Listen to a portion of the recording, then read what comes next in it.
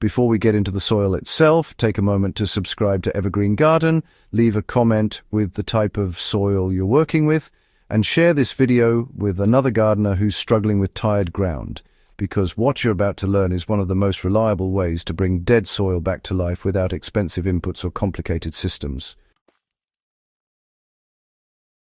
Most gardeners try to fix poor soil by adding more fertilizer, more compost, or more products. But lifeless soil isn't starving for nutrients. It's starving for structure and biological balance. The forgotten technique we're talking about today was once standard practice on productive farms and home gardens alike, long before bottled solutions existed. It works because it restores how soil actually functions, not just how it tests on paper. This technique is called deep organic layering, and it's closely related to what older growers knew as trench composting or buried organic rebuilding. It has almost disappeared because it doesn't sell well in bags, yet it consistently turns compacted, exhausted ground into dark, living soil within a single growing season. The reason most soil dies in the first place comes down to disturbance and depletion. Repeated tilling breaks fungal networks, synthetic inputs disrupt microbial balance, and bare soil bakes under sun and rain until structure collapses.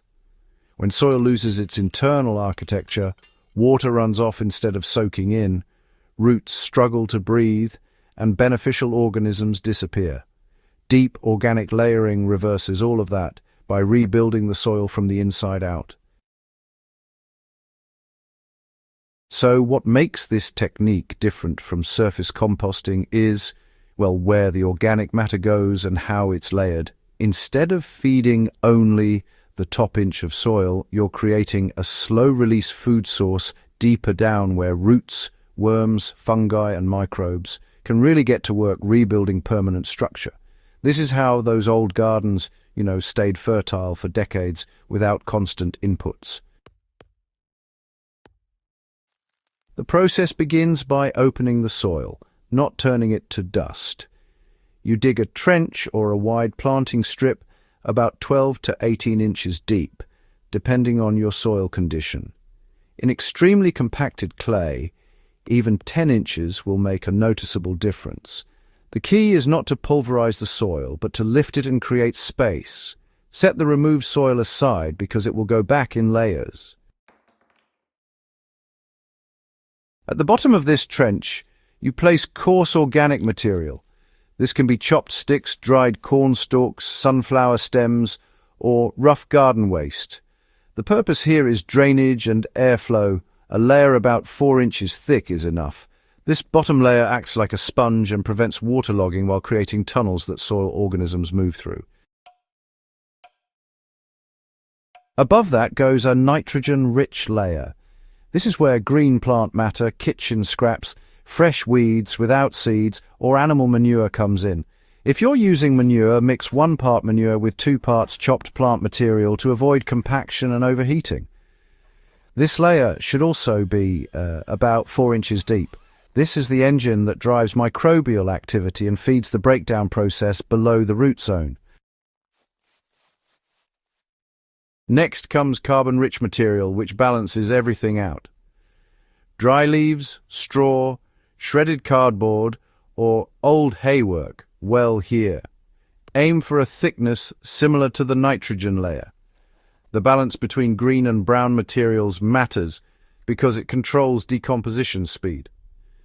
A simple working ratio is 2 parts brown material to 1 part green material by volume. Once those internal layers are set, you return the original soil on top, breaking up large clods by hand, but not pulverizing them. If the soil is extremely poor, mixing in finished compost at a ratio of 1 part compost to 3 parts native soil improves results significantly. This top layer becomes the immediate growing zone, while the deeper layers work quietly below.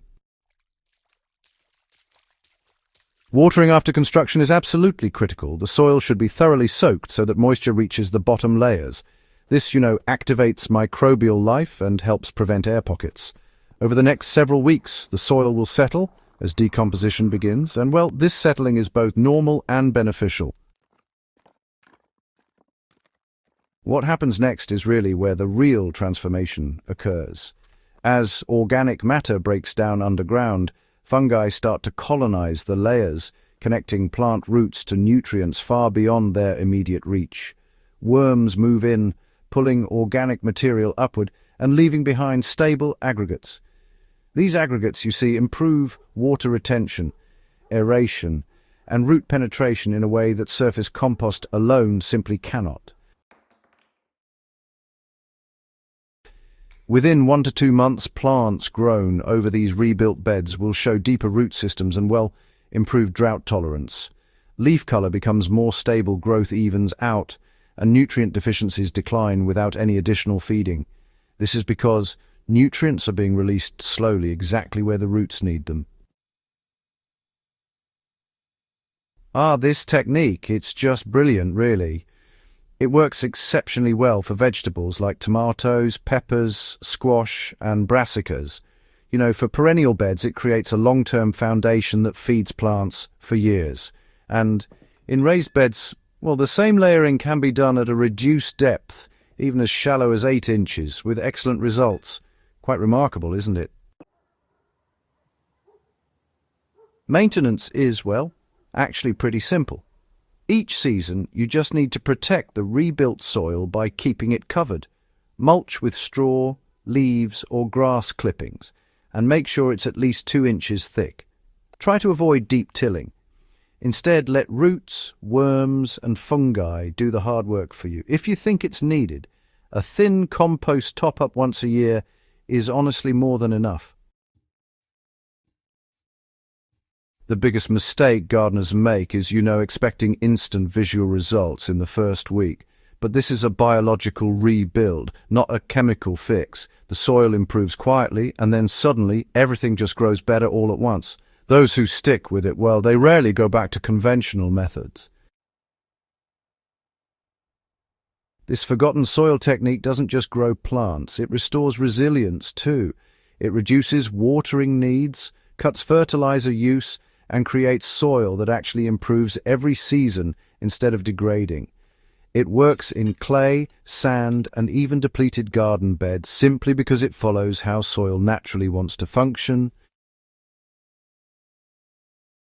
If this guide helped you rethink how you treat your soil, make sure you're subscribed to Evergreen Garden, share this with a fellow gardener, and, leave a comment about what you're rebuilding this season. Living soil is built, not bought, and once you learn how to bring it back to life, your garden never works the same way again.